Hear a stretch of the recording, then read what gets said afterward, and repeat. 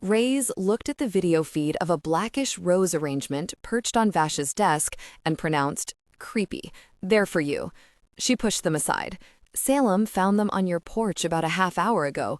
No card, but we know who it's from, don't we?" "Yeah, we do. She's his wife, by the way, of a couple 100 years." Torque traced Baron, previously known as John Schmidt, Baron Segrave in his mortal life, back to the Regency period, when he married Lady Francesca Harlow. "Torque's the man. Yes, he is. And you're dealing with a woman who just lost the love of her life." Vash fingers drummed on the table. "Take it from a woman who knows what that feels like. She wants to see you suffer greatly. She won't let this go until one of you is dead. I'm ready and waiting." He glanced out the window at the gradually lightening dawn sky, then over at the closed bedroom door. "But I might be waiting in the wrong place if she's gone to Raceport." Torque traced the roses back to a florist in Chicago. "If she did her homework at all, she'll know you're hanging around there. But she doesn't know where. She's hoping this'll rattle your cage a little." "I'll get out more today. Be seen. I don't suppose we'd be lucky enough to have confirmation that the Baroness is the woman in the video. A photo match, maybe. Working on it." Vash rocked back in her desk chair. "Listen, I know you like to do your loner thing, but I'd feel better if you had some backup. Don't worry about me. I've got this. When I find the jerks who killed Sharon, an army isn't going to save them. Hell hath no fury like a woman whose mate has been stolen from her. You can't understand. You haven't been there. You don't know what you're up against." Raze's hands fisted. "I've got this." "Fine." She tossed up her hands. "Watch your stubborn self. I can't afford to lose you." She ended transition, leaving him feeling annoyed and resentful. He was sick of everyone acting like there was an exclusive club that he was denied membership in. He moved back into the bedroom and slid between the sheets, careful not to wake Kim, who slept soundly. Lying face down with her hair fanned across her back and her face turned toward him, she soothed his agitation without even trying. He wasn't used to having someone sleep over like this. Because he didn't need sleep himself, having a lover stay the night just invited questions he couldn't answer. Regardless, he wouldn't have let Kim go home even if she'd wanted to.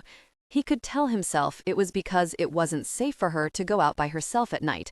After all, the last woman to leave his bed had found a dead body on the doorstep. He could also tell himself it was because he hadn't fed from her yet, but then he'd have to examine why he'd held back. To create just this excuse, maybe?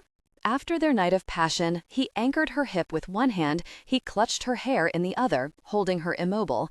The pulse in her throat throbbed wildly, her heart pounding as he dominated her completely. After their night of shared intimacy, they were breathless. Then the deluge of her memories hit him with the force of a sledgehammer to the face. Kim lay with her cheek on Raze's shoulder and her arm draped across his hard chest. Her fingers drifted idly up and down the bulge of his biceps. Draped along his side with one leg tucked between his, she listened to the steady beat of his heart and thought about how none of this night had gone as she'd expected it to.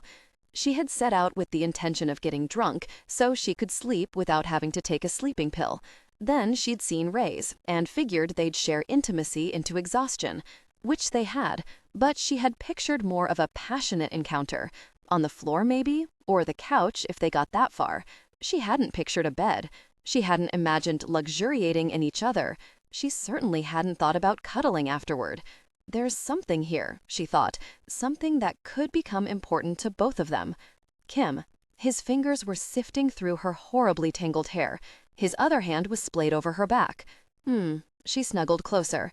Everything about the way he touched her made her feel good. Gosh, he'd touched her neck and she'd reached a peak of sensation. None of the marks she'd gotten in high school had ever stirred her, let alone overwhelmed her. "Would you tell me why you cried when you first got here?" She stiffened, unprepared for the question. "Shh." He pressed his lips to her crown. "You don't have to. No, it's okay." After a shaky breath, she told him, stumbling over the words a little because she hadn't talked about it since the police questioned her. Saying the words brought the painful and horrifying pictures in her mind to life, making her relive the agony of finding her home a bloodbath and her dearest friend lying in the gore like a rag doll. The tears came with the words until she was sobbing violently. Raze rolled carefully, covering her with his body in a hot, hard blanket of powerful mail. He tucked her under him, sheltering her, his cheek pressed to hers and his arms caging her shoulders. The quiet strength of him sank into her, shoring her up, anchoring her. She didn't have to be strong for him. She didn't have to hide her pain to make it easier for him. She didn't need to shield her grief behind a smile so he'd think everything was all right. He didn't say anything, which was such a gift. She wondered if he knew that or if it was just his way. His was an old soul. She'd sensed that from the moment their eyes had met. Eventually, Kim quieted, her heart feeling so much lighter that she might have shed a tear over it if she'd had any tears left. "There's a lot of mess in this world," he said, kissing her softly. "I'm sorry you had to experience any of it." Cupping his cheeks, she lifted his head and looked into his eyes. "You experience a lot of it, don't you?" "Yeah." He rolled to his back and heaved out a sigh. "I have to wade through some of it today. Can I see you tonight?" Delight fluttered through her tummy. "Would you like to come to my place? I can make dinner." He looked at her with those amber eyes and smiled wryly. "I have some unusual dietary restrictions. How about movies instead? I'll bring over one of my favorites and you pick out another one of yours. I'll feed you while we watch the shows. Okay, okay? Really? That's good?" She bent over and nudged his nose with her own, hiding a smile over his startled wonder. One could almost think he'd never planned a date before. "It's great. You're great." He answered that with an exuberant kiss. Raze had been wandering around the city for half the day when he picked up a tail. He took a circuitous route to be sure, and when he pulled out his cell phone and called Vashti. "Problem. Hopefully I've got a solution. It's 2 o'clock in the afternoon and I've got a minion sniffing after me." There was silence, then a whistle. "Well, that's interesting. It's scary as real, and you know it. Only the fallen could take sunlight. Minions were mortally photosensitive. The only exceptions were minions who'd recently drunk fallen blood, which afforded them temporary immunity that would last 72 hours at most. We have a full accounting of the fallen? I'll double check, but I can't think of anyone in that area aside from you. Let me know what you hear. In the meantime, I'm going to have a little chat with my shadow and see what I can shake loose." He killed the call and shoved his phone in his pocket. A group of teenagers exited a store in front of him, clogging up the sidewalk and providing the distraction he needed. Darting behind them, he entered the store and shot out the rear delivery entrance. He found himself in a small alley lined with trash and dumpsters, and framed above by fire escapes. Leaping the 2-story distance to the first escape ledge, Raze settled in to wait, knowing his tail would eventually follow his scent. 10 minutes later, a tiny brunette stepped out of the shop into the alley. He took a deep breath and smelled vampire. Crouching, he prepared to jump when it struck him that she wouldn't be alone. She would be half of a pair. He hopped down and blocked the swing of her fist, then shielded his lower body when she attempted to take him down with a knee. She pressed on, raining blows and kicks, which he deflected with greater speed, his forearms parrying jabs so quickly that to a mortal eye he would have seemed to be no more than a blur. He waited for the perfect opening and took it, stunning her with a blow to the neck and catching her in a headlock. Spinning her around, he caged her with her back to his chest. He yanked her head to the side and bit deep.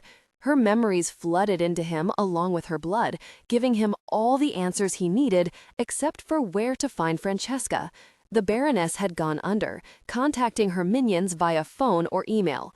His fangs retracted, and he was licking the tiny wounds closed when her mate rushed into the alley. "Behave, Lake," Raze warned her softly, puzzled by some of what he'd read in her mind. "Or I'll tell him about your little indiscretion on the side."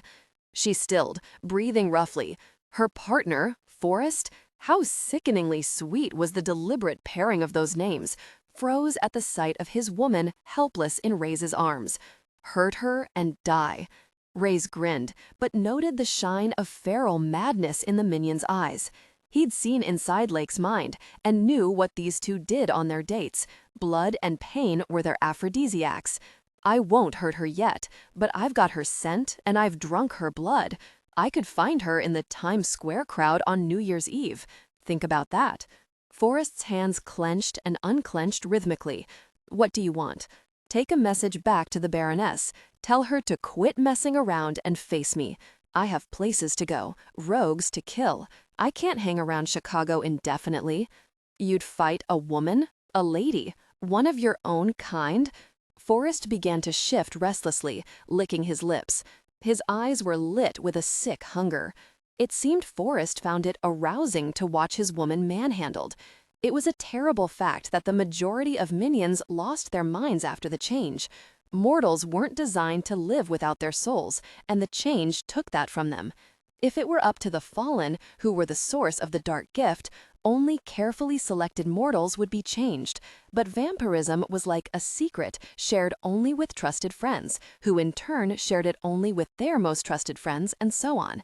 The spread had long ago become uncontrollable as the unstable minions began to change others indiscriminately. It was Adrian's job to mitigate the fallout, an endless mission that pitted the Sentinels against the fallen in a contentious battle of wills. The Baroness is no lady, Raze shot back. I've watched a video of her slicing an innocent man open alive while humming a merry tune. She can do that, she can fight me. So give her my message. I'm not wasting my time hunting someone who hides behind their minions. She's got 48 hours to take me on, or I'm passing her off to Adrian. I'll tell her. Forrest smiled with eager malice. Raze shoved the vampiress forward into her mate. I'll be seeing you two again. Hopping back onto the fire escape, he climbed to the roof and set off from there. No way.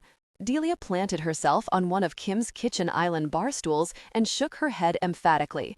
Guys that look like Biker Boy are personality deficient. That's the trade-off for the hotness. They're self-absorbed jerks. Kim smiled and continued putting groceries away. You're right, absolutely. Except for Raze. There has to be something wrong with him. Yeah? He doesn't live in Chicago. He snores. Nope. Although she realized she'd never been awake while he was sleeping. Actually, I'm not sure. So that's a maybe. He reaches his peak quickly. Kim laughed until her eyes got teary. Oh my God. No. Definitely no. Being good intimately is a challenge to him. He's a womanizer who views physical connection like a sport, all technique and no heart. He's not the least bit detached. In fact, part of what I loved about being with him was how into it he got. Like their intimacy was deeply satisfying. As for being a womanizer, yes, probably. He was going to be with somebody last night. I was just lucky enough that it ended up being me. So there's another con, a pretty big one, right there. Does he talk about himself constantly? He doesn't talk about himself at all. Delia's slow eyes narrowed behind her glasses. Maybe he's married? Married to his job. Trust me, I know the type. I lived with 2 cops. Self-centered? You had to spell things out for him to feel satisfied. He knew what I needed before I did. He noticed my goosebumps for gosh sakes. Kim shut the fridge door and returned to the island, curling her hands around the bull-nosed edge. It's going to sound corny, but it's like he's totally in tune with me. He knew when I was hot or cold. He knew where to touch me, how long to touch me. Gosh, I cried all over him about Janelle and he didn't freak out. He didn't tell me everything was all right or ask me to stop crying. He didn't go into another room or make noises about it being time for me to go. Gosh, Delia pouted. That's so not fair. I blew him off and you reeled in Mr. Awesome Sauce? I'd apologize, but I wouldn't be sincere. Delia smiled. I'm glad he's not a serial killer. Me too. Although he just might slay her when all was said and done. She'd been thinking about him all day, thinking about things she wanted to do with him, places she wanted to take him, like her favorite pizza shop and the Field Museum, where he could see the real lions from The Ghost in the Darkness.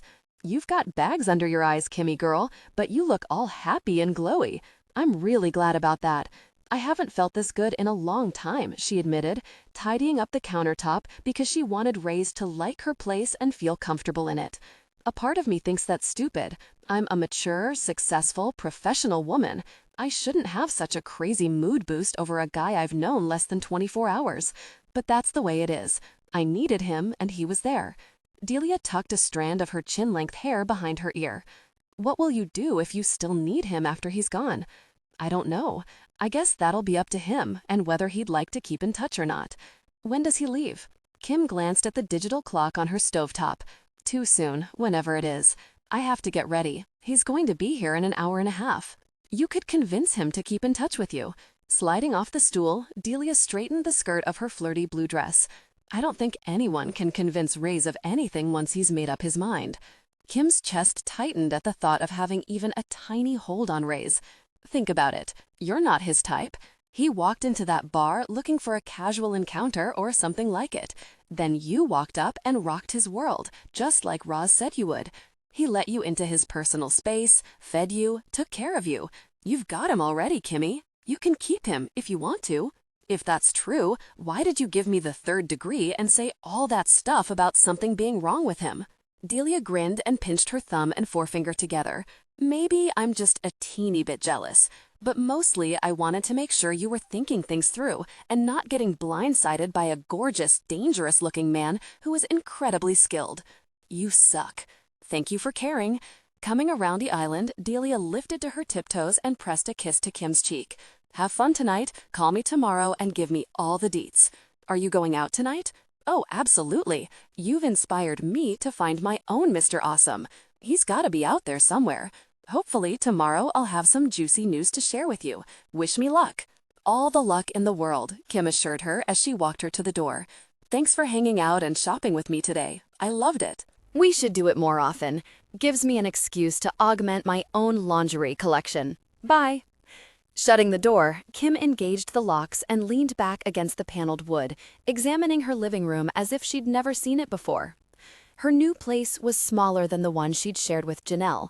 She had started over from scratch, replacing everything, including the frames on her pictures.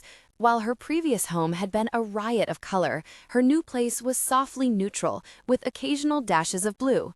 She couldn't bear to have red anywhere. Imagining Raze in her private space, a place she'd yet to invite a romantic interest over to see, was deeply personal. She could say in all honesty that she couldn't imagine inviting any other guy over to invade it, aside from her coworkers. She really hoped he felt comfortable while he was here. She wanted him relaxed and at ease, open. She wanted him as naked emotionally as he'd been last night. She craved that intimacy as much as she craved his muscular body. Thinking of the stuff she'd bought on her shopping trip with Delia, Kim smiled. I'm not done rocking your world, Mr. Awesome, she murmured, setting off down the hallway to get ready. Forrest and Lake got the fallen blood via a courier delivery this morning, Raze said into the screen of his iPad. An unmarked blood bag they shared between them. Vosh frowned into the camera. That's a problem. I emailed the info I got from Lake's memory of the package and receipt. Let's hope Torque can track it down to its source. Are we looking for a mole here? A minion smuggling out fallen blood? Because the fallen couldn't be everywhere at once, it was necessary to fortify minions to pick up the slack. All of the fallen routinely stored blood for that purpose. We need to look more closely at that video of the murder, not just at who's in it, but where. That body was fresh. She killed him nearby, and someone sheltered her while she did it. They also knew me well enough to gauge the best time to dump the body. Maybe that's why she wasn't at the meeting at Wrigley Field. She should have gotten back to Chicago before you. Not if she was waiting on fallen blood to take back with her. Vosh growled. Really, eh? Yeah. He glanced at the clock. I have to go. Why? Clue me in. Do you need backup? It wouldn't hurt. We've definitely got some cleaning up to do in this city. But that's not why I've got to run. I have to get ready for a date. Her brows rose. Is that what you're calling your intimate encounters nowadays? Dates? Shut up. The last I heard, dinner and movies constituted a date. Gosh, she slumped back into her chair. Maybe whatever Grimm's crew has got is contagious, and you caught it when you bit Puddle. Lake, I'm signing off now, Vosh. Night. Raze was out of his chair and moving into the bedroom a heartbeat later. He was dying to get to Kim, and he'd have to wander all over Chicago first to be sure he didn't drag a tail with him. If he'd been thinking straight that morning, he would have had her come to him again, nice and anonymous. If someone was watching the hotel, she'd just look like a guest herself, with her bag and direct beeline to a room as if she was a registered guest. But she wanted him at her place, and he wasn't going to disappoint her or make her think he just wanted intimacy by changing the plans now. Last night, she'd made sure to have her own transportation and to meet at a public place when she hooked up with a stranger. To go from that level of wariness to the trust of inviting him over to her private space was important, and he didn't want to mess it up. He'd just have to be real careful. No problem. For the first time in a very long time, Raze was looking forward to a beginning rather than an ending, which was the inevitable result of hunting. As he headed into the shower, he was whistling, anticipation a heady warmth in his veins. When the doorbell rang, Kim felt her stomach flip. Putting a hand to her belly, she took a deep breath, then ran to the door. She looked through the peephole, and even through the distortion from the rounded magnifying glass, she felt that same punch of need that had hit when he'd first walked into the jazz club and her life. She pulled the door open. "Hi." He crowded her in and kicked the door closed, his mouth on hers before the latch clicked shut. She'd never seen a person move so fast. It stole her breath. Then his passion kept her from regaining it. His lips slanted across hers, their kiss deepening. As he bent her backward, she clung to his broad shoulders, feeling the warmth and strength of him through the cotton of his black t-shirt. Behind her back, the white roses he'd brought her tangled with her hair, but she didn't care. "Hi back," he growled, nuzzling his nose against hers. "Gosh, I missed you all day." Kim grinned, her dazed eyes noting the way his irises seemed to glow from within. "It's crazy, I know, but it was the same for me." He released her and thrust the flowers at her. "Here." She bit the inside of her cheek to hold back a laugh. He looked so sheepishly embarrassed as he awkwardly held out the bouquet. Hoping to put him at ease, she teased, "Roses, how lovely. You totally earned a special favor for these. Thank you." "Seriously?" Raze's brows shot up. "Well, that explains a lot." "Such as why so many men make the gesture?" "Yeah." He scowled. "But it doesn't explain why no one told me the trade-off until now." She headed into the kitchen to grab a vase. "Probably because you don't need any props to get women. They fall all over you without them. Of course, now that you know, you can check it out for yourself and see what happens." She jumped as his arms came around her from behind and he nibbled the side of her neck. "You may need to stock up on vases," he purred. Laying the bouquet on the countertop, Kim turned in his arms and caught him around the waist. "No bribes necessary. I like pleasing you." "I suspect I'm acquiring a deep connection to you." His hands pushed into her hair, massaging her scalp. He looked down into her face. "What's wrong with you?" "Excuse me?" "There's gotta be something. No one's this perfect. Throw me a bone, will you?" The reminder of her conversation with Delia tickled her, and her smile deepened. "I had a nose job." She touched the bridge. "There was a bump here, and I had it shaved down. I can't dance. I have no rhythm whatsoever. Can't sing either. Roz says I sound like cats fighting." Raze erupted into laughter. She grinned back at him. He leaned his cheek against the top of her head. "I'm a guy with issues. You could do so much better." "Maybe I will when you try the flower thing with someone else." "Fair enough." Gripping her, he hauled her up against him. "How was your day?" "I went shopping and bought you a surprise." "Oh, let me see." "Not yet. And you? Work go all right?" He nodded and visibly clammed up. "Yeah." Running her hand over his head, she smiled. "Don't worry, I won't ask." "Why not?" "Both my dad and brother are cops. I know the drill. When you can talk about it, when you want to talk about it, I'm here. And I knew something about your job was eating at you yesterday. I understand not wanting to talk about it." "You peg me for law enforcement? Am I wrong?" she challenged. Cupping her face, he kissed her. "No, not really." She let him back away and resumed putting the flowers in a vase. "Make yourself at home." "That's easy to do. Your place is as beautiful as you are." His voice faded as he moved into the living room. Kim leaned heavily into the counter, breathing carefully in and out. He was such a force of nature, and her hunger for him was outside the scope of her experience. She'd never had relationship issues, never had any problem with commitment or affection or sexual attraction. But this, it was like being hit with a Mack truck every time. "Did you forget to bring a movie?" "No." He looked across the open floor plan at her and pulled a DVD case from the waistband of his jeans at the small of his back. "I'll show you my choice if you show me yours." Sounds fun." She carried the flower arrangement into the living room and set it on an end table. "What you got?" "Unforgiven." "Huh? Who's in it?" "Clint Eastwood, Morgan Freeman, Gene Hackman." He handed her the case. Oh. Her mouth curved ruefully. What? There's something else wrong with me. I'm not a fan of Westerns. His eyes were warm with amusement. Give it 30 minutes. If you're not enjoying it, I'll find another activity for us. I can go for that. Yum. She licked her lips. And yours? He crossed his arms and looked sexy as hell. What are you putting on the table? Gabriel, have you seen it? Roz's mouth opened, hung that way for a moment, then closed again. His lips twitched. Angels? She deflated. You've seen it. Probably not the same story, he said wryly. What's it about? Fallen angels who kick some serious. What's so funny? He tried to wipe the smile off his mouth with his hand. Do they turn into vampires? Who? The angels? No, it's not a comedy, you know. It's dark and gritty. Gotcha. But he was clearly still very amused. Then again, she thought about it. That might actually be a cool story. Maybe some werewolves too? Like Underworld with angels? Could be interesting. Laughing, he picked her up and spun her around. His delight spurred her own, and she found herself laughing with him. You're crazy, Roz. You know that. About you. He took her mouth in a breathless kiss. Kim ended up liking Unforgiven, as Roz had known she would. He couldn't explain how he knew. It was just there. It was as if she had a rhythm to her, a unique tempo that resonated perfectly inside him. And he liked Gabriel, as she'd suspected he would. Synergy, he thought, tightening his arms around her. He lay stretched out on her sofa, barefooted and comfortable.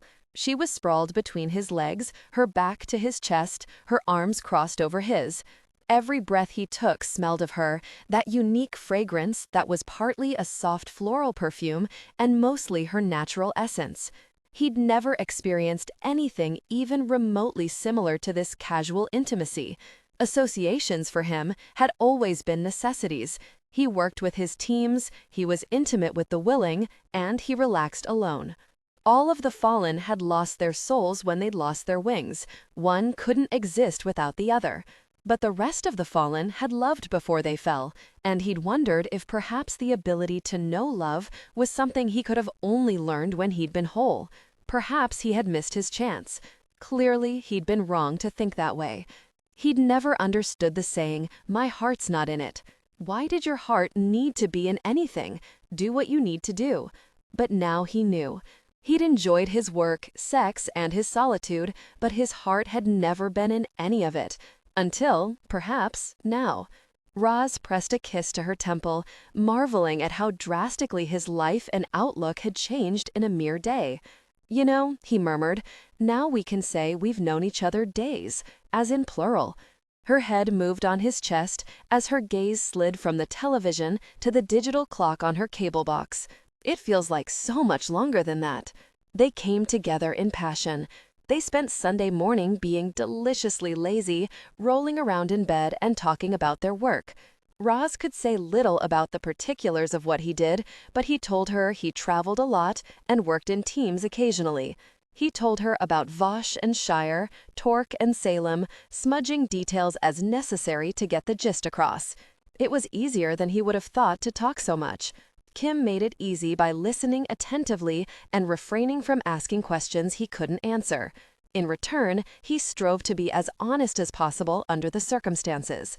Eventually, he'll tell her everything, after he discussed it with Shire and Vashti. Kim talked about her job as a medical laboratory scientist, and he listened raptly, amazed that of all the people he could have found this depth of connection with, he'd found one who spent her days looking at blood. She was, in her own way, as drawn to the vital substance as he was. What were the odds? She was a trust fund baby, which allowed her to do what she loved for a living. Most of her friends were also her coworkers, and Janelle had been her best friend since grade school. As he'd expected, Kim had been engaged once, shortly after graduating from college, but she'd broken it off when she realized she wasn't ready to settle down. Shortly after 10, she went into the kitchen to grab breakfast, and he returned a call from Vashti that he'd missed while spending time with Kim. Vash. He kept the video off and held the phone to his ear. News? The team of 6 I sent arrived this morning, and they're already sweeping through what's left of your list of known grim haunts. They have orders to gather what intel they can and pass it along to you. You're primary, so stay available. Of course. She snorted. You could have been hunting last night. Yes, and probably should have been. But it's my time now, Vashti. After all these years, it's finally my time. I'm not wasting it hunting down a crazy difficult person who won't be found until she's ready. He heard the doorbell ring and pulled on his jeans. I rattled her cage yesterday. She'll be crawling out soon because she'll want to deal with this on her turf, and I've threatened to leave. I bet she makes a move by tomorrow, and I'll be out today making myself as easy a target as possible. I've emailed the cell numbers of your team, touched bases with them, and Roz killed the call when Kim entered the room with a dozen Black Beauty roses. There was laughter in her eyes and a mischievous smile on her lips. I guess this is a hint, she teased. I'm glad you approve of my company, since I certainly enjoy. Shoving his phone into his jeans pocket, he brushed past her on his way to the front door. Did those just arrive? Yes. Roz, are you lock the door behind me? Don't open it for anyone except me. He was gone in a flash, taking the stairs at the end of the hall, his heart racing with a sick panic. He raced down the single flight of steps to the first floor and skidded into the lobby of the apartment complex in his bare feet. The lone elevator car was empty and the doors sat open, but when he turned his head, he saw the logo on the back of the delivery person disappearing out the revolving glass door. A female, blonde hair tucked up under her ball cap. Bloodlust hazed his vision. Her ladyship hadn't expected him to be there when she went after Kim, and she was arrogant enough to forego the quick kill. She wanted to play, like she had with the Cubs fan. He pursued, uncaring of his bare feet and chest. She was climbing into the back of an unmarked van when her driver Lake saw him. The vampiress hit the gas, and Francesca leapt into the interior. Roz dove into the open doorway, tackling the Baroness, as the van jerked back into the flow of traffic to the blaring of horns and squealing tires. She fought, her claws raking into his flesh, her fangs bared as she hissed like a wild creature. A gun went off, the bullet whistling by his head. Roz crushed her to his chest and rolled, using her body as a shield against the shooter in the passenger seat. Her ribs cracked in the vice of his grip. Her scream pierced his ears. As Lake skidded around a corner, they nearly fell out of the open van door. Gaining his knees, Roz threw Francesca backward into the passenger, startling the man into firing. The bullet lodged in her back, her eyes widening with agony. Horrified by what he'd done, the man dropped his gun, and it slid on the metal floorboard into Roz's waiting hand. He took out the minion with a shot to the head and grabbed Francesca by the wrist, yanking her into him so he could pierce her throat with his fangs. As her blood pumped down his throat, he caught everything she knew, every plan she'd made, every minion she'd told about those plans. He learned the identity of the traitor who'd been providing her with fallen blood, and he knew how to find the names of those he needed to hunt. Not so many, but that wasn't what disturbed him. He released her before the silver poisoning from the bullet tainted the blood he drank. She slumped to the floor. Lake screamed and hit the brakes, sending him crashing back into the bench seat. She shoved the transmission into park and threw the door open. "Take a step," he warned, straightening, "and I'll kill you slow instead of fast." She paused, sobbing, standing in the apex of the open door and the body of the vehicle. Raze gestured her back into the van with a jerk of the pistol. When she returned to the driver's seat, he directed her to drive to Baron's safe house. Francesca, Lady Seagrave, eyed the big vampire who prowled around the refuge she and Baron had created together, and felt the hatred sizzling in her blood, along with the silver that burned like acid.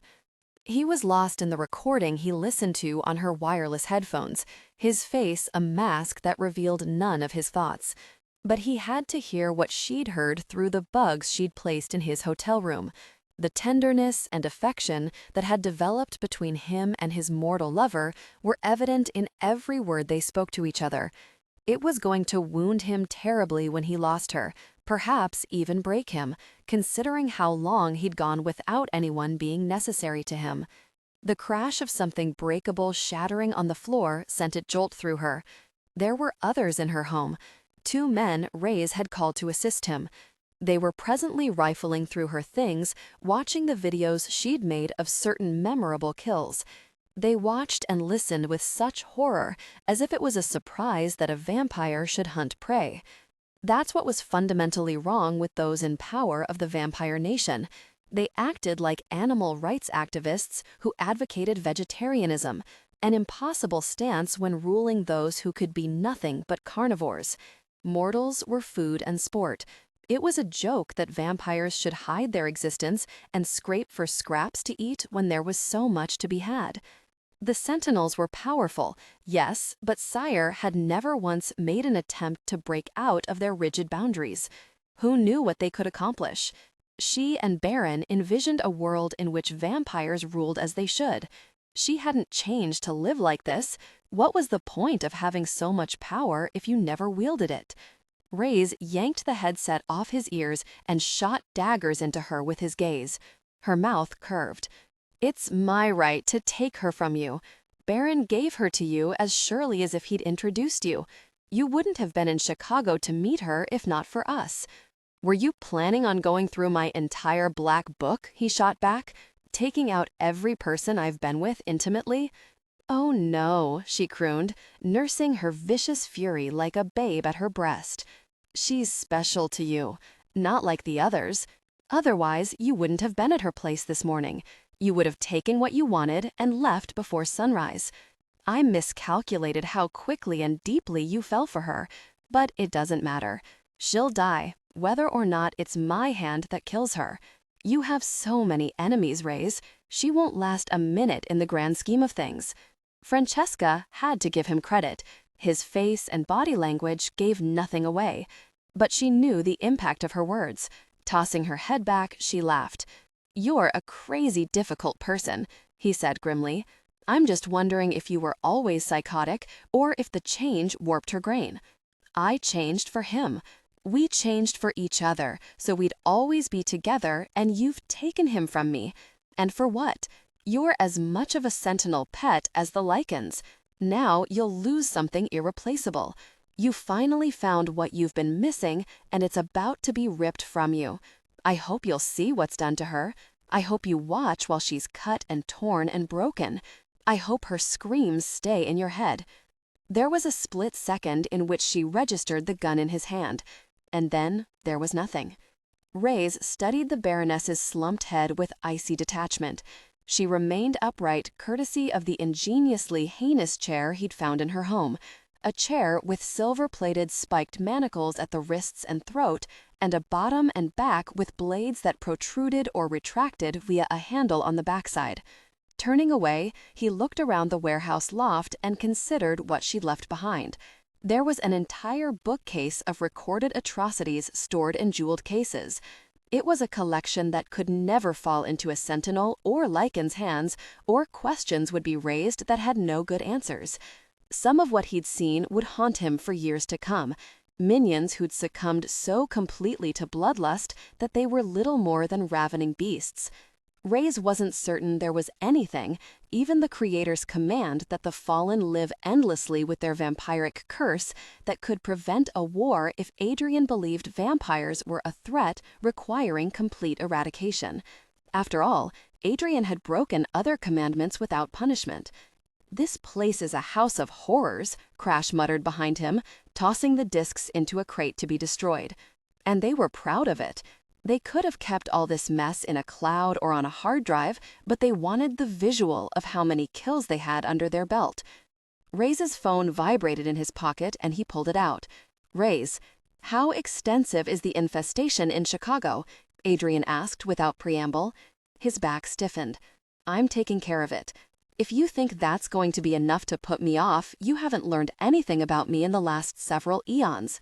The smoothly modulated tone of the Sentinel's voice only made his words more disturbing. Discovering a few hundred armed minions in a heavily populated metropolis is a big, really problem. Tell Sire if he can't get a handle on his ranks, I'll take the necessary steps to manage it myself. Why don't you and the 6 minions who arrived today have 48 hours to wrap it up and clear out?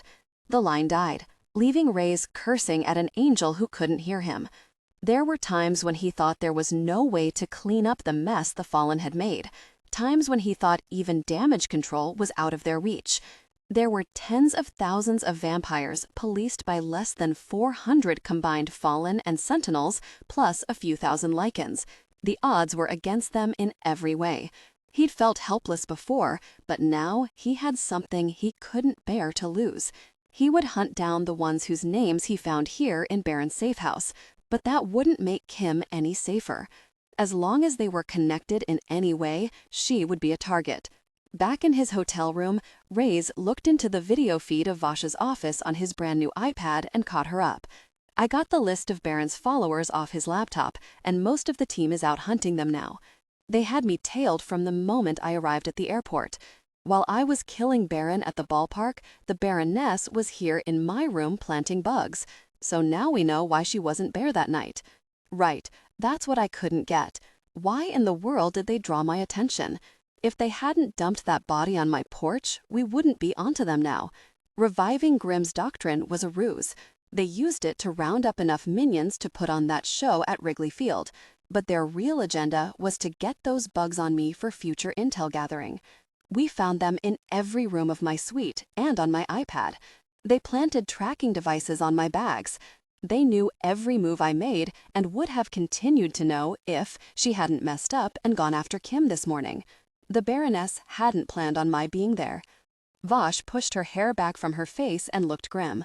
I hate to say it, but your Kim is going to be a problem for you. Unless you're planning on changing her and taking the risk that she won't lose herself in the process. You've made a lot of enemies over the years.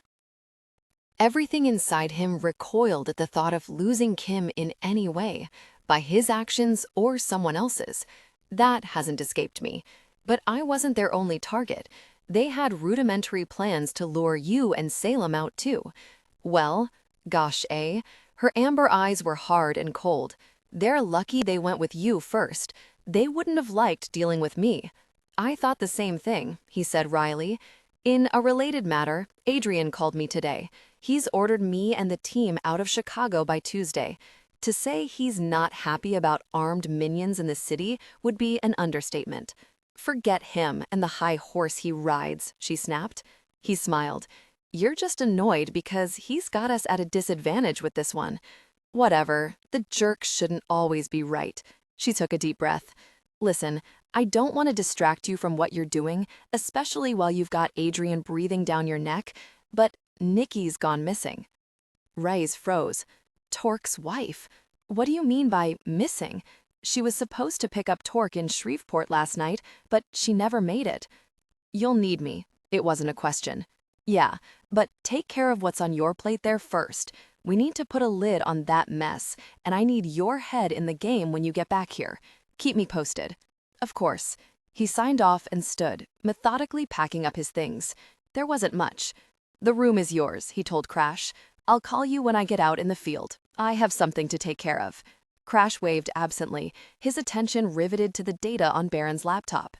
Raze had barely knocked on Kim's door when it was yanked open and she threw herself into his arms.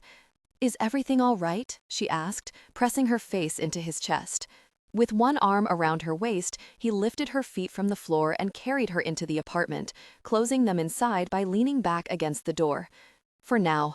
What a lie, he thought. Everything was far from all right. No matter what he decided, it was going to be painful for both of them. She searched his face for answers. Talk to me. He dropped his bag on the ground and wrapped his arms around her, engulfing her in the strength and heat of his body. I brought my crap to your door, Kim, and then I came back anyway. Very right you came back. She had the same look of determination on her face that she'd had when she picked him up in the club. I would have hunted you down if you hadn't. You wouldn't find me. And God, it killed him to think of her trying to. Because he understood the drive, the need and hunger to be near each other. It's what brought him back to her, even when he knew the best thing for both of them would be for him to walk away completely. Try me, she challenged grimly. If you want to go because you don't feel anything for me, that's fine. I won't make it difficult for you. But as long as I think you're taking the same ride I am, I'm not letting you get off easy. He pressed his cheek to hers, swamped with wanting her, with wanting this, the sense of being right where he should be. He carried her to the couch and sat, arranging her so that she straddled him. She draped her arms over his shoulders and leaned back, affording him the opportunity to drink in the sight of her. She wore blue jeans and a loose V-neck t-shirt, looking soft and sexy and beautiful. "Am I in danger?" she asked. "Is that what the roses were about? Is that what you're kicking yourself over?" Not immediate. Raze's fingers shifted into her hair, pushing it back from her face. "But as long as I'm with you, it's always going to be hovering in the background. You don't need any more traumas, Kim. You've had more than your share already. I come from a family of cops. I'll be okay." She cupped the back of his head, making sure his gaze stayed locked with hers. "It's good you came back, Raze. Whatever else you may think, whatever else is going on, it's important that you came back. It was the right thing to do." He hugged her again, running his hands up her spine to mold her into him. "I've got work to do today, and I didn't ask you first, but I gave up my room and brought my stuff here." "Good. You say that now, but you don't know what I am, and I can't tell you until I'm given permission to. You tried warning me off the night I met you, remember? And it didn't work, even when you were just a seriously prime piece of beefcake." Kim squeezed him hard. "It's not going to work now that I'm invested. You don't know what I do. You'll need to know. I'll need to tell you when I can, but I have to leave soon, no later than Tuesday, and I don't know when I'll be back. It could be weeks, months. Just so long as you come back, promise me that. That's where we'll begin. We have the phone and internet. We can see each other via video conference. It won't be the same as touching you, but at least we're not giving up." His head fell back onto the sofa cushion, his eyes trained on the ceiling but not seeing it. "I'm going to be honest and tell you what's running through my head. Dropping this now would be the best thing for both of us. We've had a couple days together. A week from now, it won't seem as intense. A few months down the road, it'll be a fond memory. That's the easy way to go." "You're absolutely right." She took a deep breath. "I was thinking the same thing while you were gone. I was rehearsing what I'd say to you, how to put across that I'd had a great time, but the weekend was enough for me. There's something here, we both know that, but it's just a spark right now. With a little time and a little distance, it'll burn out." He exhaled harshly. "Yeah, but then I realized I'm not okay with that." She was staring at him when he lifted his head to look at her. "Because I don't know if I'll find that spark again. I don't if it would be the same if I did find it later. What if this is it? What if you're the best thing that ever happened to me? Am I going to spend the rest of my life wondering what could have happened if I'd been strong enough to try? I don't want to live with those questions haunting me. I'm pretty sure I'm the worst thing that's ever happened to you," he muttered. "Let's clear that up now. And I'm pretty sure you could turn into a werewolf during full moons and I wouldn't care." "What? Or maybe a troll on Wednesdays? Maybe you're a vampire, and that's why I haven't seen you eat." Christ, he couldn't help it. His lips twitched with the urge to laugh, which was just part of her magic. He was a different person with her, and he liked being that guy, liked being her guy. Ha! Kim's eyes sparkled with mischief. "I spend most days examining bodily fluids, which a lot of people think is gross. We all have our blemishes. And we're not talking about marriage here. We're talking about taking a chance, making a few phone calls, sending a few emails." She nuzzled his nose with hers, a playful gesture that no one else would dare to make with him. His lungs seized with a terrible yearning. Tilting his head, he kissed her, drinking her in. Her lips were soft and sweet beneath his. Her returning kiss was deep and slow, savoring. "What do you say, rough guy?" she murmured against his mouth. "Want to take a chance on me?" "Yes." Raze took her mouth again. "Yes, really. But I have to go now. I have to work. But you'll be back." He ran his fingers through her hair and nodded. "I'll be back." Raze's night had been going pretty well until the woman he'd just spent 4 hours in passion with stumbled across a disemboweled body on his doorstep. Her scream had shattered the serenity of the pre-dawn, forcing him to knock her out before she drew a crowd. Now, as the sun stretched sleepy tendrils of light over the horizon, he stood over the corpse and struggled to contain his roiling fury. "Dumped on my very porch, like trash." He ran both hands over his shaved head. "Poor bastard." "Guesstimate of the time your gift arrived?" Vashti asked, her stiletto-heeled boots tapping out an impatient staccato as she paced.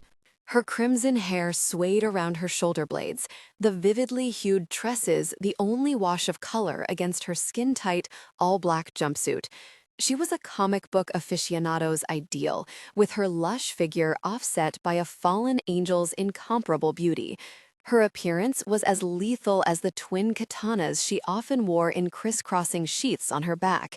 Her physical beauty, another weapon in the arsenal she used as second in command of the entire vampire nation. "Hell if I know," he bit out. "There was nothing out of place when I got home at midnight. He was found at 4. You didn't hear anything? Nothing at all?" Raze scowled. He had a squeaky board on his front porch, and everyone knew it. Even if they ruled out the benefit of his vampire hearing, his powerful sense of smell should have picked up on the freshly spilled blood. No, Christ, if I'd heard anything, I would have caught the perpetrators.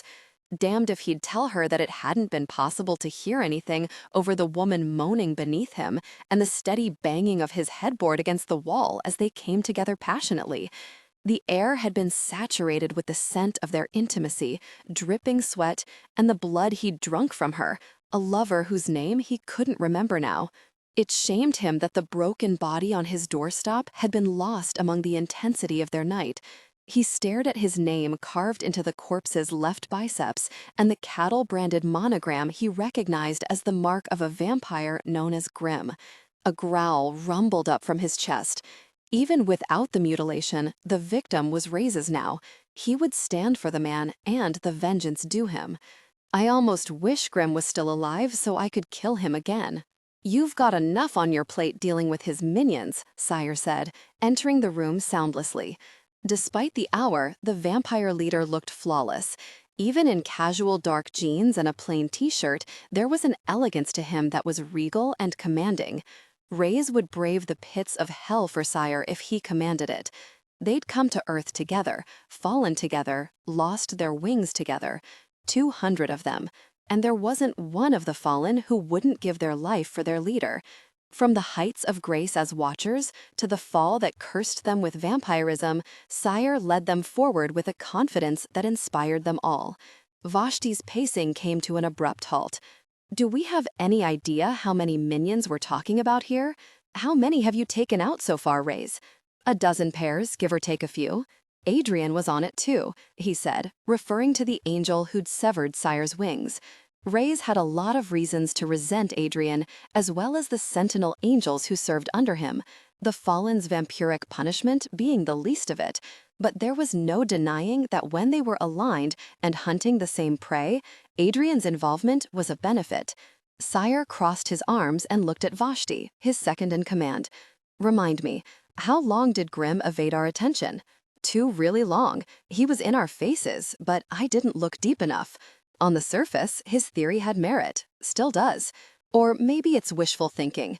With the number of minions we lose to madness during the change from fledgling to vampire, I'd like to think there's some way to cut the waste.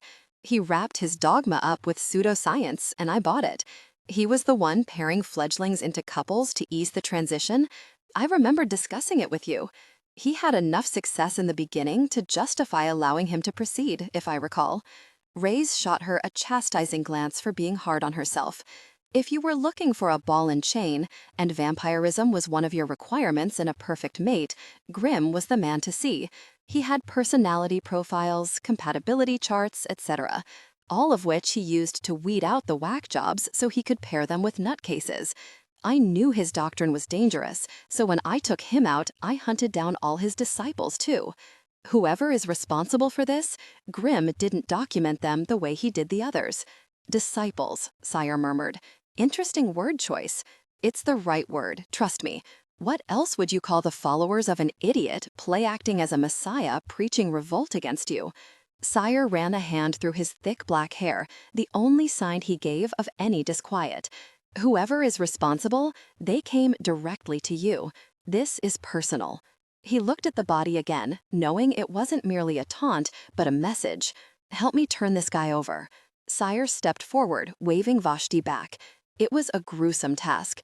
The smell emanating from the open body cavity would torture a human. For a vampire, it was pure hell. They got as far as getting the corpse onto its side. Then the loosened entrails slid out with a soft sucking sound, and they both leaped back and away. Raze had eviscerated his own share of enemies, but this man was a victim, and that made all the difference. "Do you guys need a hand?" Vashti asked, stepping up to them. No. Raze had seen the tattoo on the corpse's shoulder blade. Unlike Grimm's brand, the ink was a mark the man had voluntarily applied as a show of loyalty, affection, and team spirit. "The Cubs," he muttered. "Guessed I'm heading to Chicago." Raze hit the ground running in the Windy City. Within an hour of his plane landing, he'd swept through the building that had once housed Grimm's operation, presently a printing shop, and checked his way through a quarter of the list of Grimm's known haunts. Then, impatient, he took a chance and headed to Wrigley Field. Although the ballpark was dark and quiet for the night, Raze knew wrong when he came across it, and he very well felt it as he drove by. Parking a few streets away, he slid out from behind the wheel and opened the back door of his rental to grab his blades. He strapped them on with the efficiency of long practice, daggers on each thigh and 2 katanas crisscrossing his back. Then he darted over on foot, moving so quickly the mortal eye couldn't catch him. As he approached, he picked up the faint sound of a melodious male voice coming from the field, followed by a chorus of murmurs in reply. Sounds too slight for anything but a vampire's hearing to catch. Grimm had been big on staging too, which made Raze wonder just how close this protege had been to Grimm and how long he had been working in the shadows. Rounding the back of the ballpark, Raze climbed up the rear of the bleachers. He pulled his head up over the top and looked down at the darkened field below. A lone man stood before a group of approximately 200 robed and kneeling minions. Segmented into pairs with the men in black and the women in red, they formed a perfect pattern of stripes in the center of the field. Raze listened to a couple lines of nonsense about the supremacy of the vampire nation, then he tuned it out and focused on the leader. The man was tall and lean, dark-haired, and dressed in a 3-piece suit. He had a mesmerizing cadence to his speech, a lulling sonorousness that was evident even though Raze had stopped picking out the words. He debated his next step, knowing this was an elaborate trap for him, one that would be designed with the expectation that he wouldn't come alone, which was why he'd done exactly that. But he could still take them by surprise. Pulling out his phone, he jumped the hoops necessary to reach Adrian. "Mitchell," the Sentinel leader answered. "It's Raze. I've got a situation you'll be interested in." "Where are you?" "Chicago." "Yes, that is interesting. So am I." Raze stilled, his hackles rising at the softness of Adrian's tone. "That's not a coincidence." "No, it's not." "Location?" He wasn't surprised that the Angel was so far from his home base in Anaheim, California. That was Adrian's way. While Sire was cerebral in his leadership, using Raze and Salem to investigate and Vashti as his iron fist, Adrian was the opposite. The Sentinel leader left the administrative duties to others so he could remain a hands-on hunter in the field, a vampire hunter and jailer, those roles being the sole purpose of his existence. Raze gave his location, then pointed out, "I wouldn't have called you if I just needed a hand or two. If you're going to send a couple lycans and call it a night, don't bother. Don't tell me how to respond to a request for a favor." The lack of inflection in the Angel's voice was more disconcerting than an outright threat would have been. "If you'd let us establish some cabals and covens in the major cities, I wouldn't need to call you at all." The Sentinels used their lycans to keep vampires contained in rural, lower population areas. They said the policy was to protect mortals, but the side effect was the hindering of the Fallen's ability to police their own minions. And every transgression was another mark against them, another smudge barring them from any possibility of redemption. How many more rogue minions would there be if vampires were allowed access to such a smorgasbord of food? The spread would become uncontainable. "It's already out of control as it is, or you wouldn't be calling me." The line died, leaving Raze cursing at his cell phone. One of these days, he and the Angel were going to have it out, but not tonight. As the couples swayed like hypnotized king cobras, Raze leaped over onto the uppermost bench, then started taking the stairs down, applauding as he went. "Man, you've really got your delivery down. I mean, I could almost buy it if I was a whacked-out moron." The man lifted his head and looked at Raze, his eyes glowing in the darkness. "Raze, how nice of you to join us. We've been expecting you. You are, after all, the guest of honor." Although the distance between them was great, neither of them needed to raise their voices to be heard. I'd say I was more of a bouncer, one who's going to bounce all your nutty selves into hell. Where are your friends? Surely you didn't come to such an occasion alone. Yeah, it's just me. I tried to round up more of a party, but everyone said it'd be a dud. They were right. Although he kept his descent easy and casual, Raze was hyper-aware of new participants to the game as black-clad minions crawled toward him like ants. Who are you? Don't you remember me? Nope, you don't ring any bells. He could tell being forgotten really chafed, and that made him smile. In the back of his mind, he considered the possibility that Adrian might leave him hanging in the wind. The Sentinel hadn't actually agreed to show up. But Raze had no choice but to proceed as if reinforcements were on the way. Why don't you enlighten me? That's my goal. The man walked closer, his arms extended in dramatic fashion. The fallen are so busy wishing to be the angels you once were that you never enjoy being what you are. Raze pulled one katana out of its sheath, the moonlight glinting off the silver-plated blade.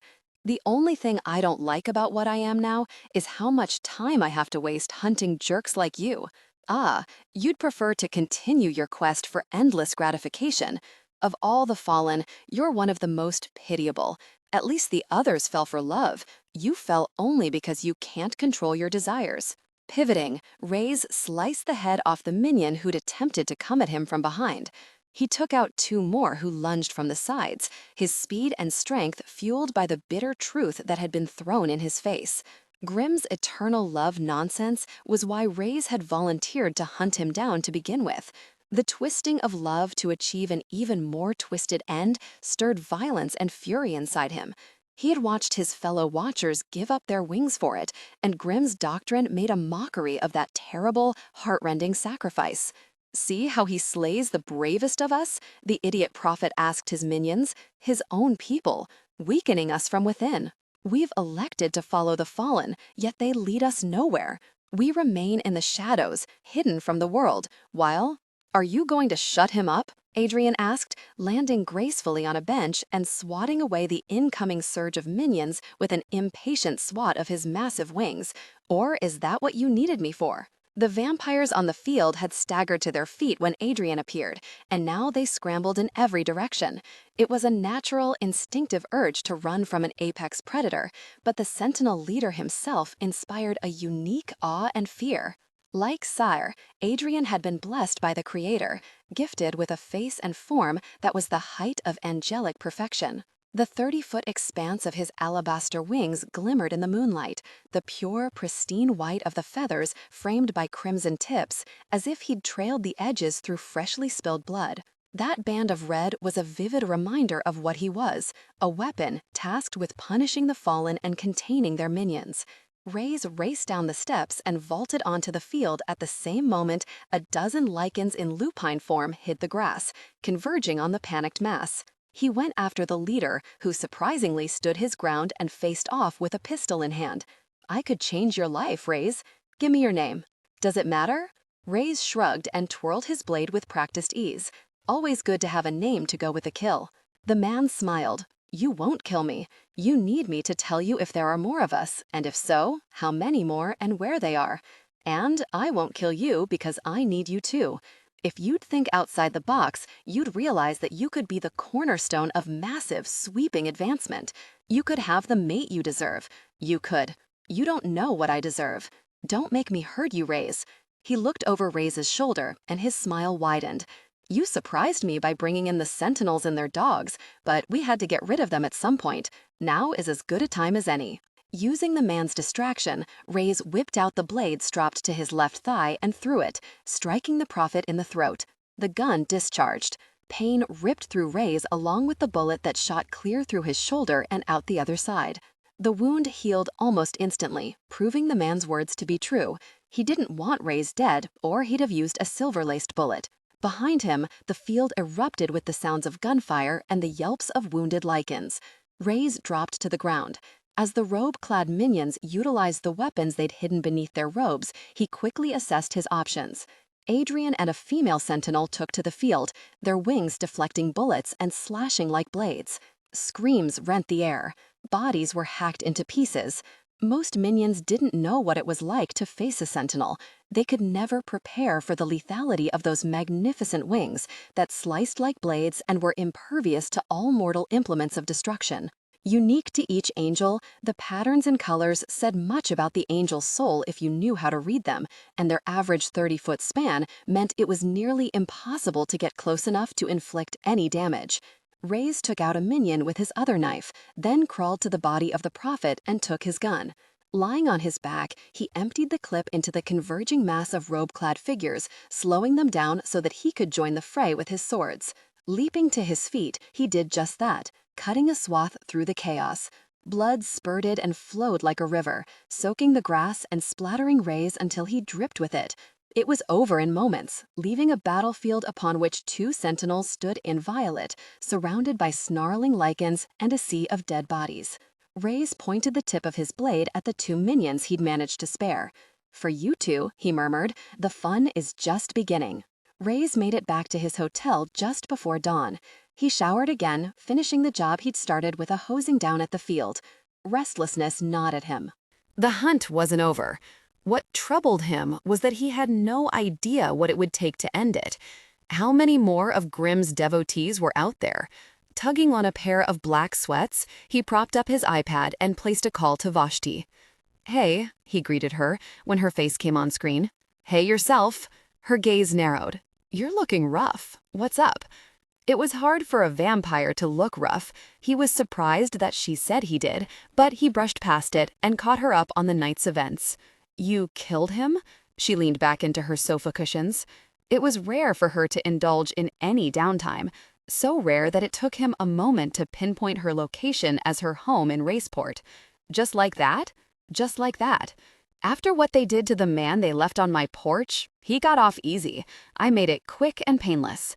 Her brow rose. "Okay, but who's going to give you intel now that the 2 minions you captured gave up a whole lot of nada?" "I got his name. Eventually, I'll have his mate." His mouth curved without humor. Baron has to have one, if only to practice what he preaches. "Maybe you killed her tonight?" She leaned back into her sofa cushions. It was rare for her to indulge in any downtime, so rare that it took him a moment to pinpoint her location as her home in Raceport. Just like that? Just like that. After what they did to the man they left on my porch, he got off easy. I made it quick and painless. Her brow rose. "Okay, but who's going to give you intel now that the 2 minions you captured gave up a whole lot of nada?" "I got his name. Eventually, I'll have his mate." His mouth curved without humor. Baron has to have one, if only to practice what he preaches. "Maybe you killed her tonight. Surely she would have been there." "She wasn't on the field. Trust me, if you'd have seen the way they were dressed and lined up, you'd know that everyone was paired except for him. I agree, she was probably there somewhere, but she kept out of sight. So how are you going to find Mrs. Baron?" "I'm emailing you his prints." Sitting back, he ran a hand over his shaven head. "It's probably a long shot to hope they registered when they made it, but it won't hurt to check. I'm also sending you a video. They recorded the killing that brought me here. I found it on a jump drive bracelet Baron was wearing. The recording shows a blonde woman doing the deed, but I can't be sure that's legit because they sent a doctored version to Adrian that shows me as the killer. That's what brought him to Chicago." Vosh whistled. "They set you up." "My guess is Adrian was leverage.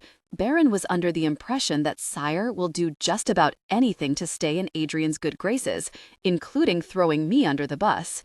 "You got all that in the few minutes you let him breathe?" He wouldn't shut up, one of those jerks who likes to listen to himself talk. "All right, I'll have Torque look at the prints and video, see what he can dig up. You gonna hang around Chicago for a while?" He nodded. The data search was in good hands with Torque, Sire's son. No one dug up intel better or faster. The rest would be up to Raze. I'll wait to hear back from Torque and spend some time on the streets. Maybe they'll come to me. Watch your back. Crossing her long legs on the couch, she leaned toward the screen.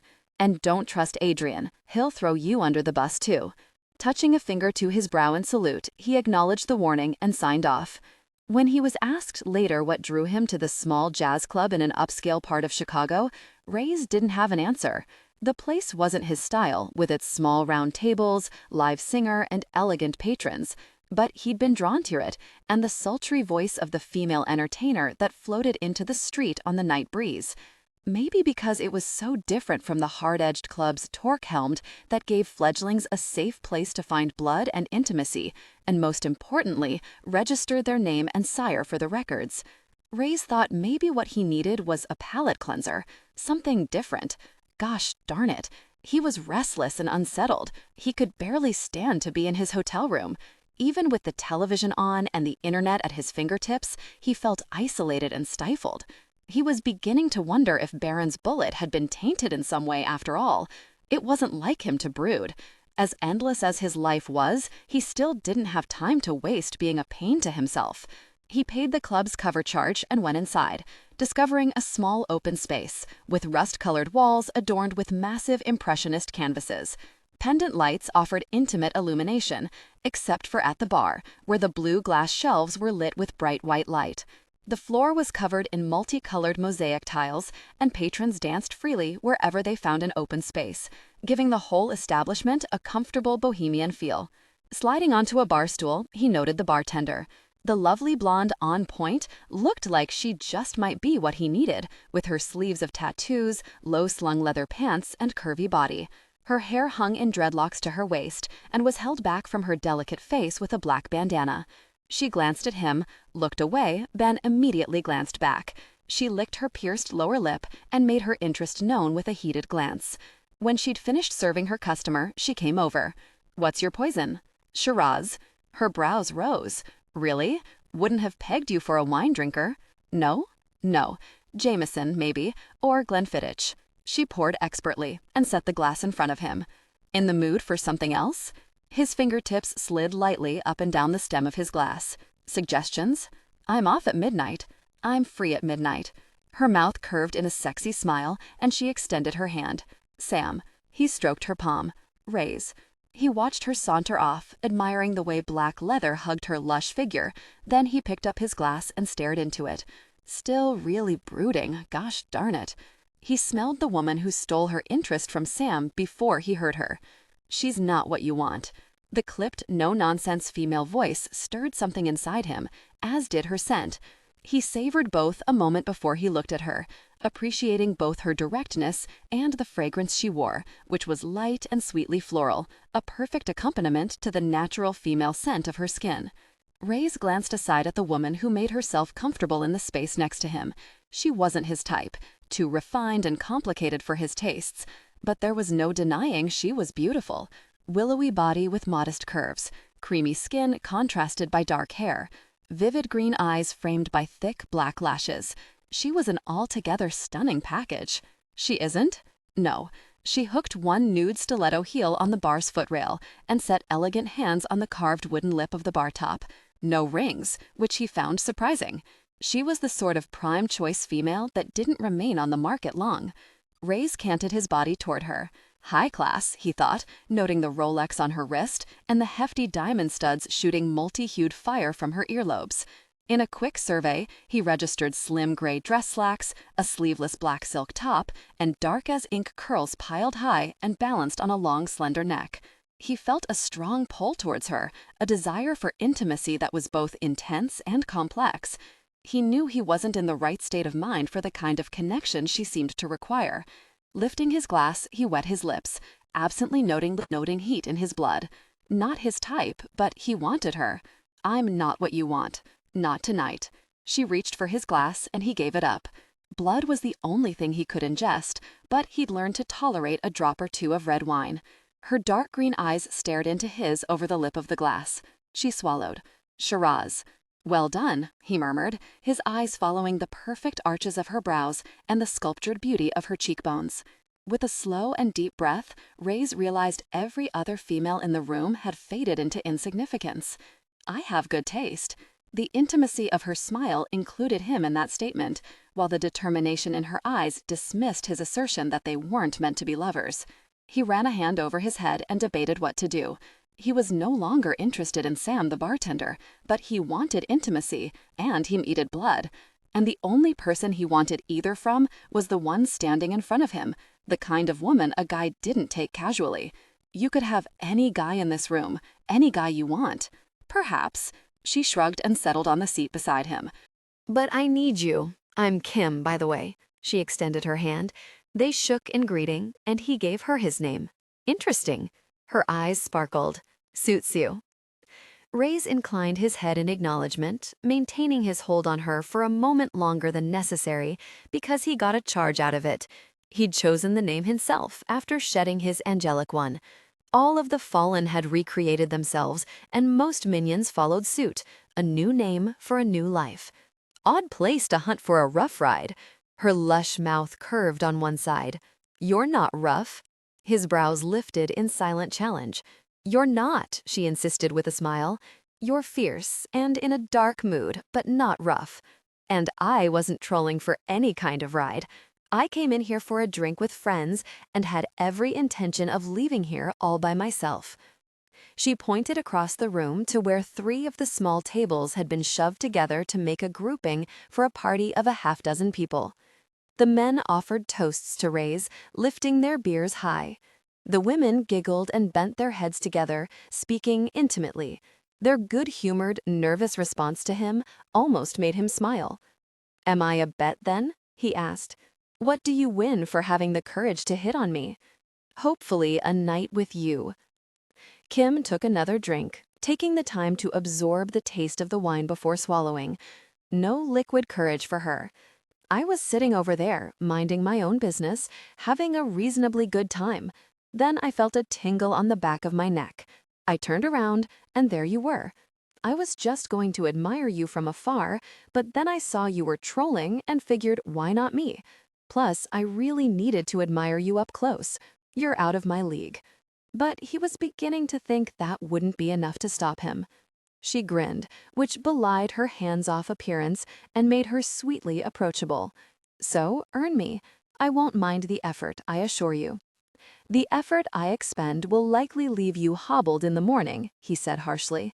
You have no idea what I need to get through tonight. Kim studied him for a long moment, taking a deep breath and then another. Something swept over her delicately beautiful features, something warm that briefly touched the chill in his gut. I'm not into pain. If that's what you need, then you're right. I'm not your girl. But I don't think that's what you're warning me about. You don't want to hurt me. You just don't want to hold back. And that's what I need, Raz, a man who doesn't hold back. That's what kind of mood I'm in. Now it was his turn to study her. Why? Does it matter? No. Raze dug in his back pocket for his wallet and laid out a $100 bill for Sam. Let's go. I have to say goodbye to the team. Got a preference for a hotel? I'll meet you there. Smart girl, he thought. He wrote his room number on a napkin and slid it over to her. The Drake. You already had a room? I admire your optimism. I'm just passing through. Laughing, she bumped shoulders with him. I'm just playing with you, rough guy. Besides, 20 minutes in the bar and you've already got 2 women interested in spending the night with you. I'd say a little optimism is justified. Gosh, he wanted her. His blood was thrumming through his veins, burning with an excitement he hadn't felt in, well, a long time. Impatient expectation wasn't in his nature, or so he thought. Should I bring anything? She asked, meeting his gaze. An overnight bag. She slid off the bar stool and grabbed his wine to take it back to her table. See you in an hour, Rez. He grabbed her elbow, squeezed gently. Make it 30 minutes.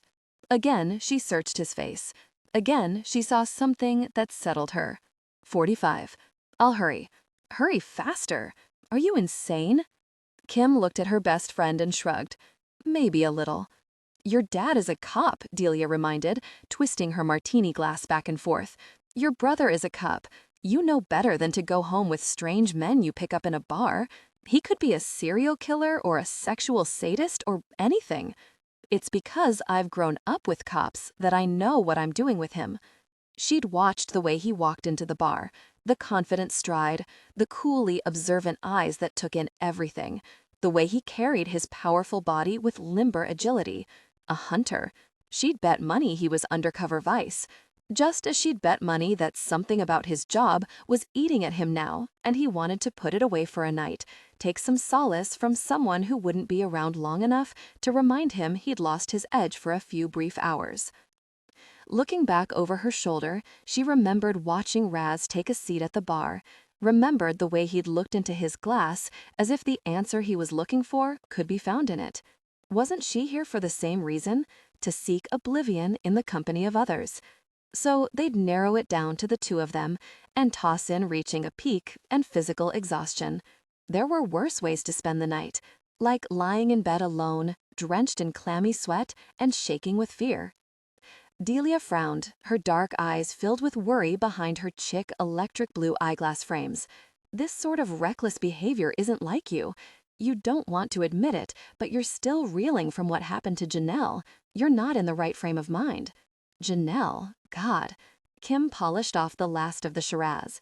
Even though she'd moved into a different apartment in a different building in a different part of town, she couldn't get the memory of coming home to her roommate's murder out of her head.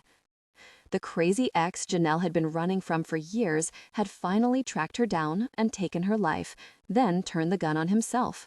Kim couldn't close her eyes without seeing it all over again. Blood everywhere, splattered over everything, pooling on the floor in a viscous crimson lake. The sharp, metallic smell of fresh death had seared her nostrils, indelibly etching a nightmare on her mind. I have to go. She dug her business card out of her purse and wrote Raz's name and room number on the back. If I turn nothing, here's the last place I was. Ha, that's not funny, Kim. Delia looked at the others. Tell her she's out of her mind. Stop her.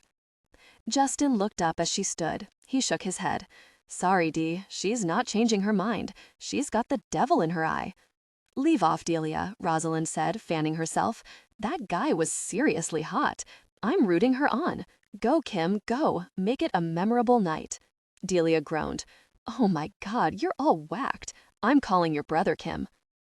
If it makes you feel better, Kim, said dryly, bending down to kiss her friend's cheek. Go for it. See you guys Monday. If you're still alive then, Delia yelled after her. You sex-crazy maniac.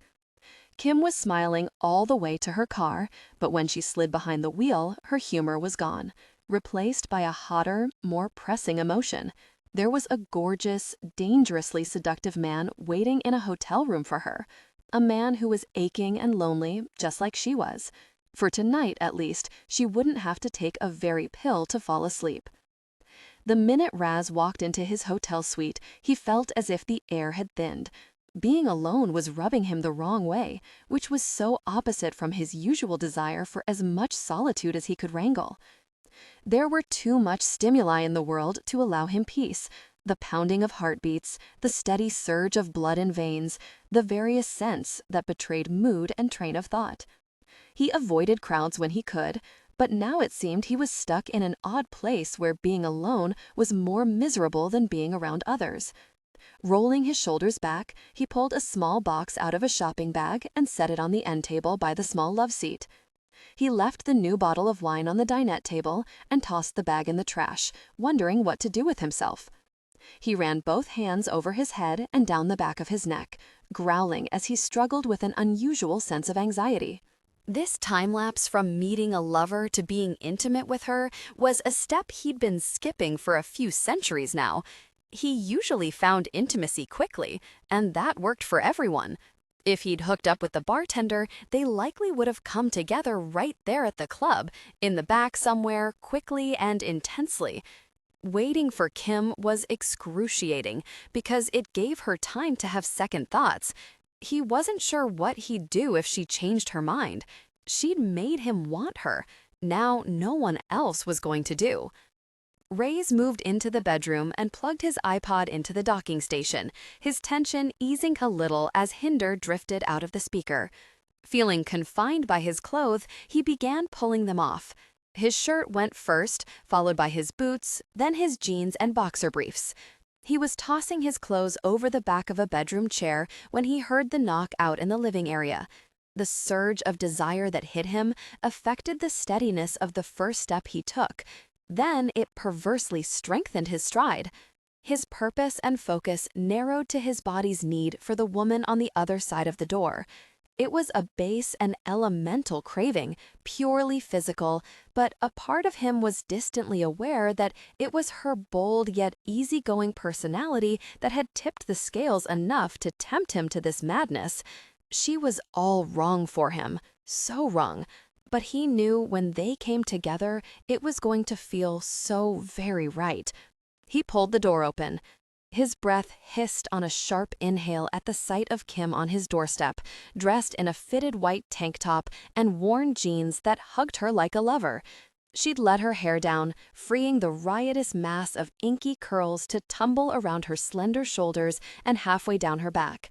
Her feet were bared by jeweled sandals, revealing toenails that were painted black and decorated with white flowers and swirls. Gold hoops hung from her ears, replacing the diamond studs she'd worn before. He was flattered she'd given thought to how she looked for him. Presently, however, she seemed focused on looking at him. "Wow," she breathed.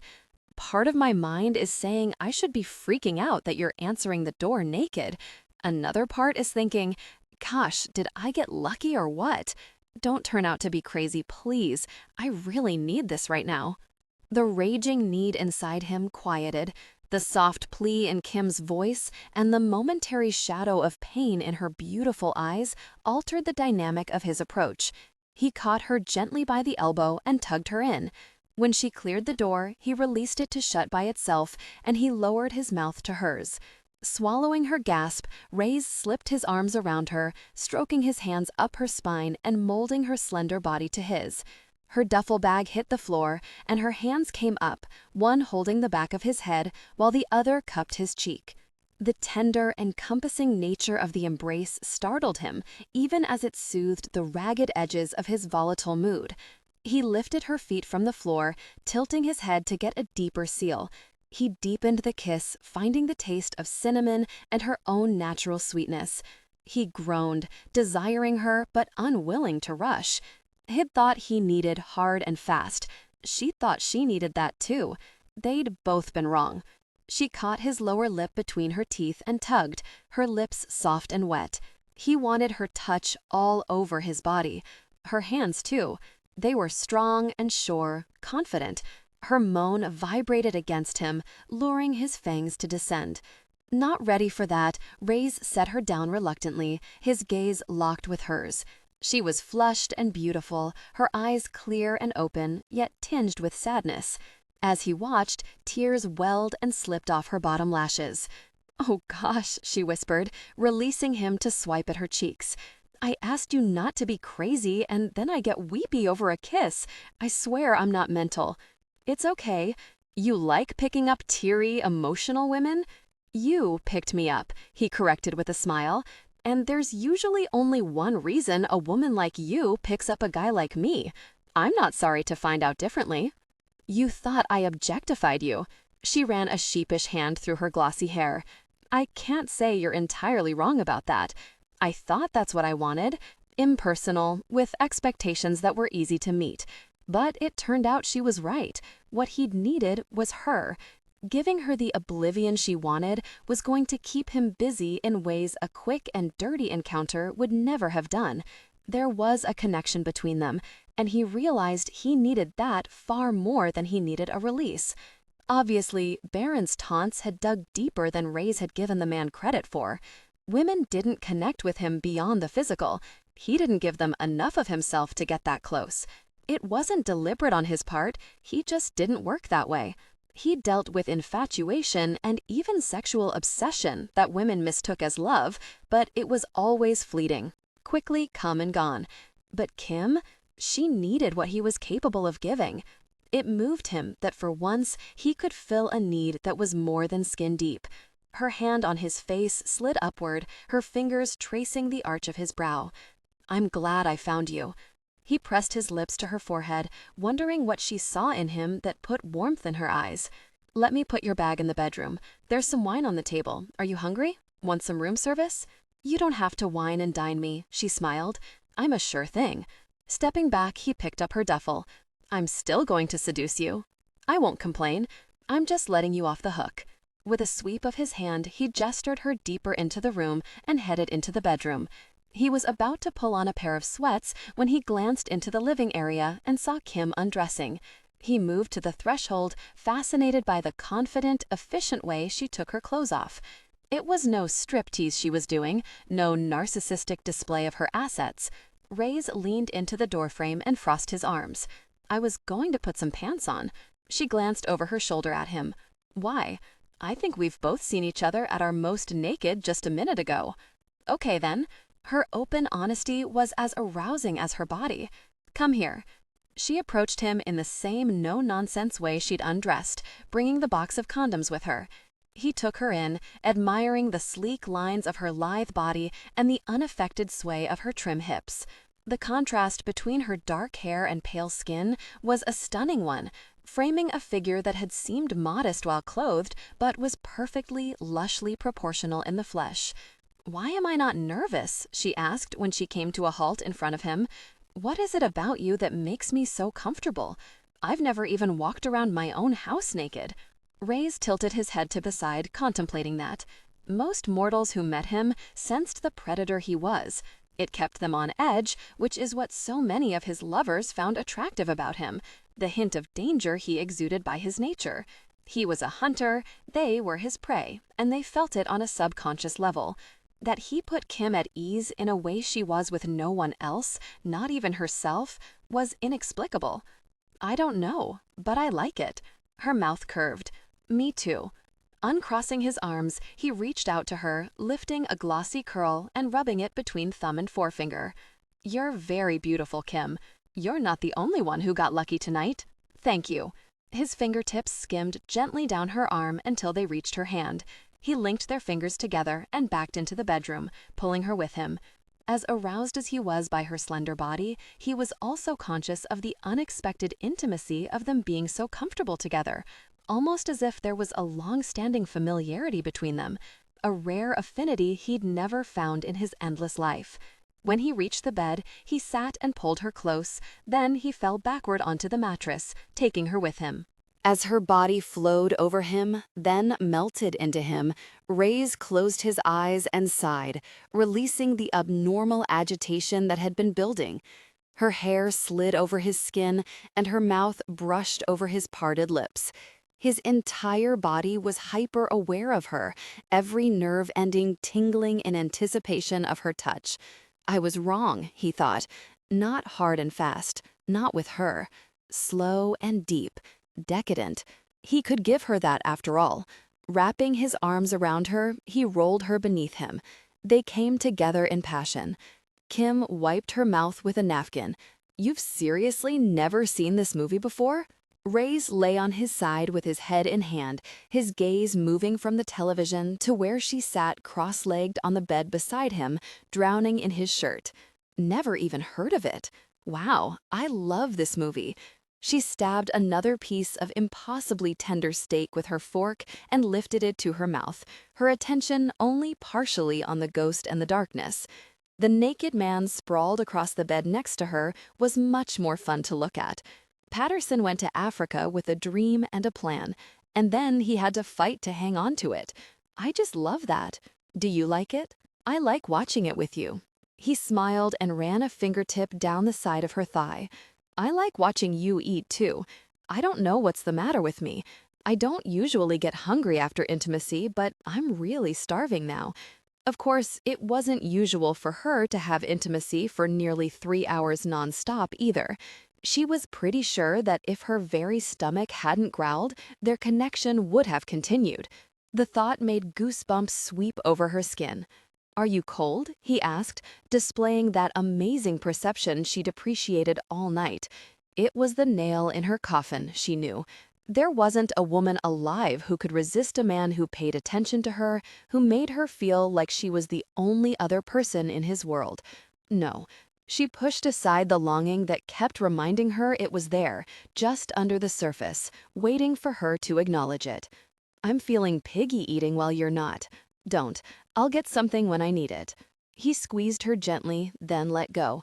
"And you'll need the energy." Invigorated by the promise of more mind-blowing intimacy, Kim ate faster. Raze turned his oddly beautiful gaze back to the television, and she let her mind sift through the impossibilities of the evening. Christ, he was beautiful. It was stunning how gorgeous he was. His features were heart-rendingly perfect, from the bold slash of his brows to the strong line of his jaw. His eyes were compelling, the irises lit like amber in candlelight. His lips were captivating, not just in their sensual shape, but also with the way they could stir emotion. His nose was elegant, and his cheekbones a work of art. Everything about him was divine. Like a fallen angel, she mused fancifully, blessed with looks that drove every rational thought from a woman's head and totally wicked enough to take advantage of that gift. She almost sighed like a smitten teenager. And the best part was that the miracle of him was more than skin deep. Despite his devastating attractiveness, she was as comfortable hanging out with Raze as she was with any of her friends. There was no awkwardness, no wariness, nothing to ruin the easy companionship between them. It was in her nature to be cautious. Not only was that trait necessary for the painstaking work she did, but it was also how she'd been raised by a family of cops. You could never look close enough, dig deep enough, or be careful enough. But Kim could accept that some people just clicked. She had friends whom she'd known would become valuable pieces of her life from the moment she met them. That didn't explain why she wasn't at least partially scandalized by the intimacy she and Raze had shared since she arrived. There wasn't a centimeter of her skin that didn't know his touch.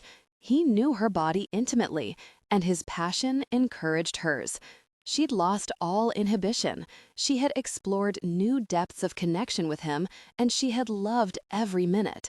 There was nothing in her head about playing fair or returning favors. She gave herself to the moment because she couldn't help herself. She gave herself to the moment because it made her feel as good as when he did. He'd shown her that with the right partner, their connection could be deeply intimate and mutually fulfilling. She felt a profound trust and connection with him, a man she hadn't known existed just a few short hours ago. He glanced at her, caught her staring, and smiled. The curve of his gorgeous mouth was wicked, but the heat in his eyes was tender and warm. Her chest tightened in a way that warned her she was wading into treacherous waters. Taking a deep breath, Kim set her fork down and wiped her mouth again. "Thank you for dinner. Did you enjoy it? Wasn't it obvious? I've heard stale chips can taste delicious after such an evening," he said wryly. She laughed and stood, collecting her tray off the bed. "I absolutely enjoyed it. I've enjoyed everything since I arrived." Taking the dishes back out to the living area, she took a moment to herself, debating whether she should get going now while the getting was good. She considered it long and hard, but the thought of return to her apartment alone at this time of night made her stomach knot. And the thought of leaving Raze bummed her out so much she knew she couldn't go until it was absolutely necessary. It wasn't like they worked together or had the same friends or even lived in the same city. So what if she moped a little after it was over? He wouldn't be around to see it. He wouldn't be around as a constant reminder of what she couldn't have. "Hey, Raze," called out. "Your phone's vibrating." She went back to the bedroom, which was softly lit and intimately welcoming. It smelled like him and their shared intimacy and delicious food. She really didn't want to be anywhere else. Looking around for her bag, she found it on a chair near the closet, several feet away from the bed. "How can you hear the buzzing over the television?" He shrugged. Digging her phone out, she looked at the screen and sighed at the sight of her brother's name. She answered without preamble. "It's a little late, isn't it, Kenny? Why aren't you answering your phone?" "Because I was busy. And it's late. Kimberly McAdams, you can't go off with some biker you spoke to for 5 minutes in a bar and not expect us to be worried sick? Oh my God, this isn't Kenny. It's Mom sounding like Kenny. That's not really funny." "No, it isn't." She hit the mute button. "Raze, do you ride a bike?" He glanced at her with brows raised. "You know," she elaborated, "like a Harley." His grin flashed fierce and very sexy. Heritage Softail. Gosh, so he was a biker after all. The thought made her desire grow. Kim took the phone off mute. "I'm a big girl, Kenny. Who is still dealing with walking into the murder scene of her best friend? Ken growled, and in her mind's eye she could see him fisting his dark hair with his free hand and clenching his jaw. You're not the only one who's freaked by what happened to Janelle. I worry about you all the time. You need to give me a break, Kim. Stop giving me gray hair. Now, what's this guy's name? Why, so you can run him?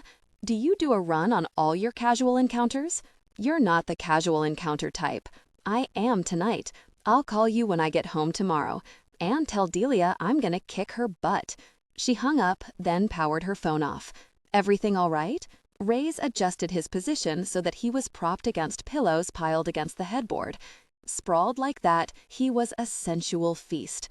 God, he was just what she'd needed, what she still needed. She tossed her phone back in her bag. They shared a moment of deep intimacy.